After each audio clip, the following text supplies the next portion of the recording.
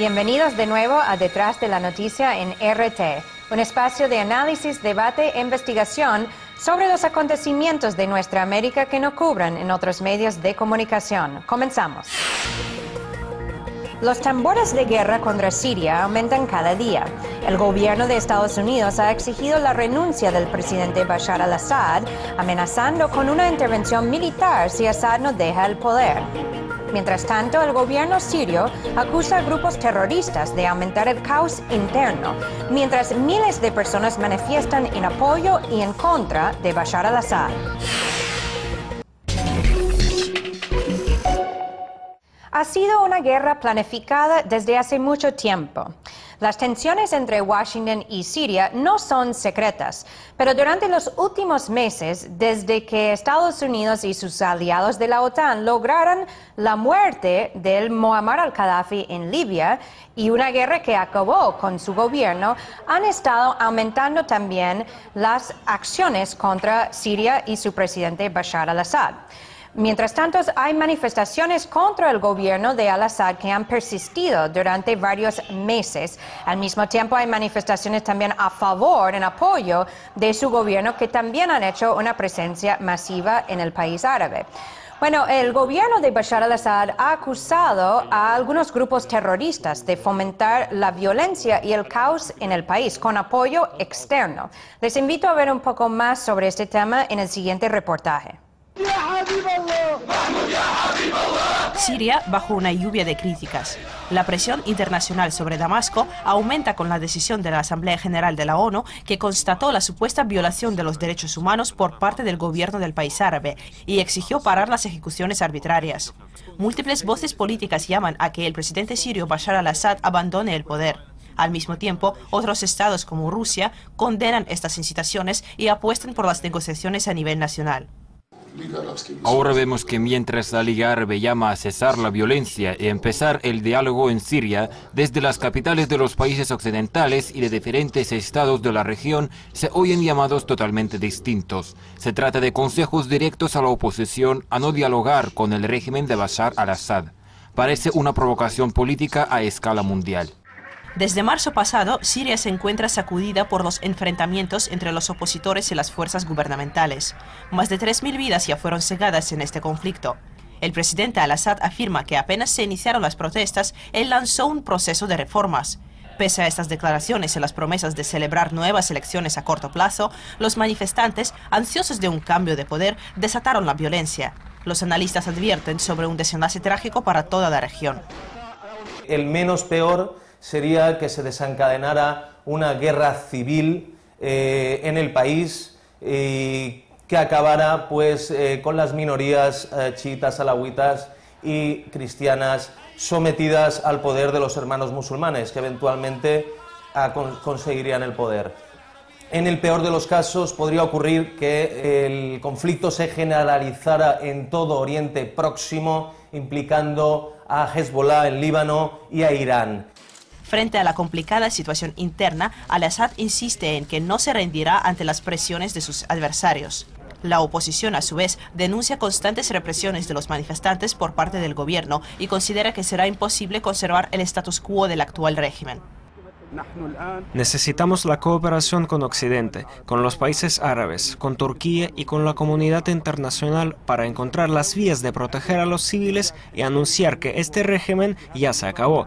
Y no hay manera de asfixiar el deseo de los sirios de ir hacia la era de la democracia en el país. Las aspiraciones de la oposición siria de derrocar al actual régimen del país recibieron el apoyo de varios actores internacionales. Ante la incertidumbre sobre los acontecimientos en Siria, los líderes árabes habían demandado la presencia de unos 500 observadores internacionales en el país. Sin embargo, Damasco rechazó la iniciativa considerándola peligrosa para la soberanía de la nación. La Unión Europea impuso una serie de sanciones contra el país árabe, suspendiendo las inversiones en el sector petrolero y prohibiendo la entrada a varios partidarios de al-Assad. Los analistas temen que el aumento de las sanciones contra Siria dañe gravemente a la población civil en vez de proteger sus intereses. Las sanciones pueden servir a los poderosos estados occidentales para presionar al gobierno sirio, pero el pueblo es el que más sufre por no tener medicinas o tecnologías que podrían salvar vidas. Y mientras se debate el plan de acción, muchos abogan por la imparcialidad en cuanto a las acciones de ambas partes del conflicto. El diálogo y las opiniones equilibradas podrían ser el remedio para escapar de un posible callejón sin salida y así prevenir más víctimas mortales. Y ahora vamos a analizar más sobre lo que sucede con Siria y vamos a conversar con Alexander Harlamenko. Él es politólogo y historiador especializado en América Latina y está con nosotros desde Moscú.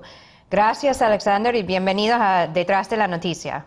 Bueno, Alexander, todo parece indicar que Estados Unidos y sus aliados preparan un escenario de conflicto militar con Siria. ¿Qué crees que puede suceder? ¿Crees que van a iniciar una agresión militar contra Siria como hicieron con el caso de Libia?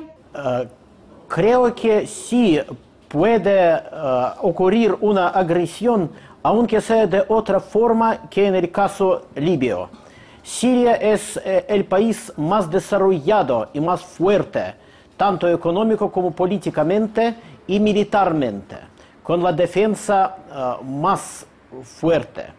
Por esto me parece poco probable que los Estados Unidos y sus aliados claves de la OTAN emprendan una acción directa al estilo libio. Alexander, también hay otros países que han solicitado junto a Estados Unidos la renuncia del presidente Bashar al-Assad. Lo ha hecho Jordania, lo ha hecho Arabia Saudita, que son monarquías, o sea que parece una solicitud bastante hipócrita porque ellos tampoco tienen democracias reconocidas en sus países. Y entonces, por un lado, ¿cómo pueden exigir, o sea, desde un país externo, la renuncia de un jefe de Estado en un país soberano, un país además reconocido como un Estado legítimo en las Naciones Unidas? Es absolutamente inaceptable en el mundo contemporáneo que sea ignorada la Carta de la ONU que nadie ha abolido todavía y que establece la soberanía nacional como intocable. El caso de los derechos humanos no es convincente porque Siria ha sido el país con menos represiones, con menos violaciones de derechos humanos en toda la región de Medio Oriente. Hay informaciones muy conflictivas entre lo que dicen las autoridades sirias y lo que dice la fuente de la oposición. Y al mismo tiempo hemos visto menos cobertura sobre casos graves de represión y violación de derechos humanos en Bahrein, ahora lo que ocurre en el caso de Egipto, e incluso lo que ocurre en los propios Estados Unidos contra manifestantes que están protestando para intentando cambiar de alguna forma el sistema estadounidense. ¿Cómo ves entonces que el papel de los medios de comunicación y cómo han distorsionado la cobertura sobre lo que sucede en el caso de Siria?